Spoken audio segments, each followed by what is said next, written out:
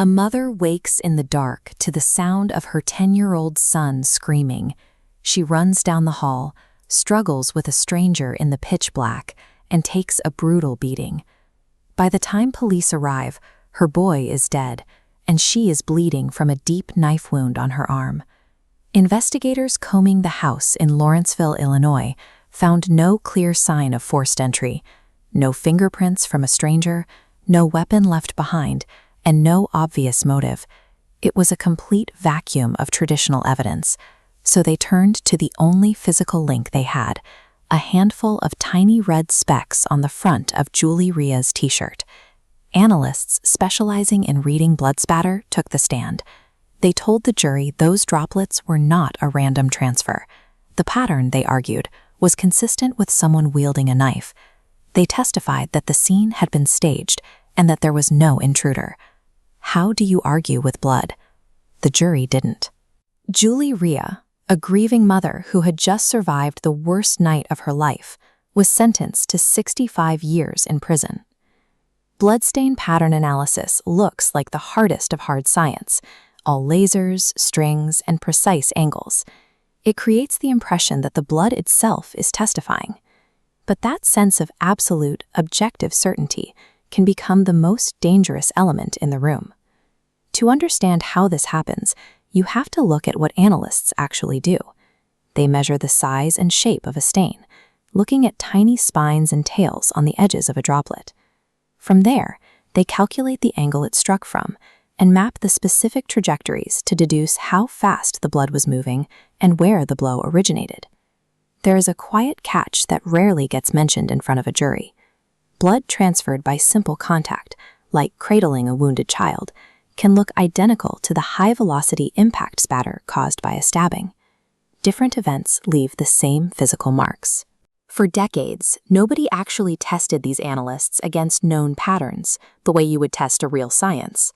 That finally changed in 2021, when the National Institute of Justice ran the largest study of its kind, asking 75 practicing professionals to look at real blood patterns with known causes. When credentialed analysts were tested on known patterns, they were wrong about 11% of the time, one conclusion in 9, and a second reviewer reproduced that exact same error up to 34% of the time. Instead of catching mistakes, the review process frequently acts as an echo chamber, duplicating and validating the original error.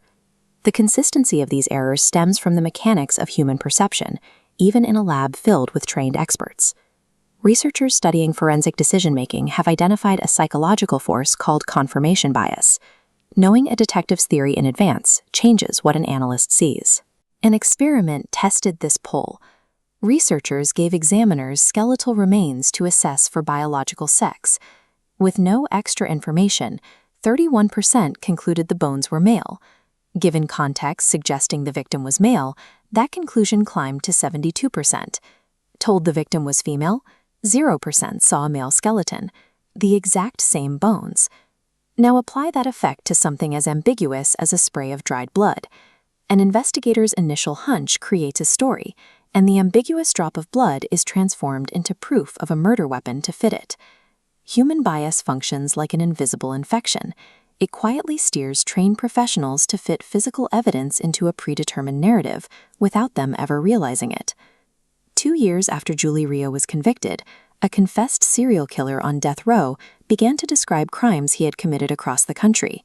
He detailed breaking into a small Illinois home, fighting a woman in the dark, and stabbing a young boy. The real intruder existed. The science had just erased him from the room. This issue is not a secret.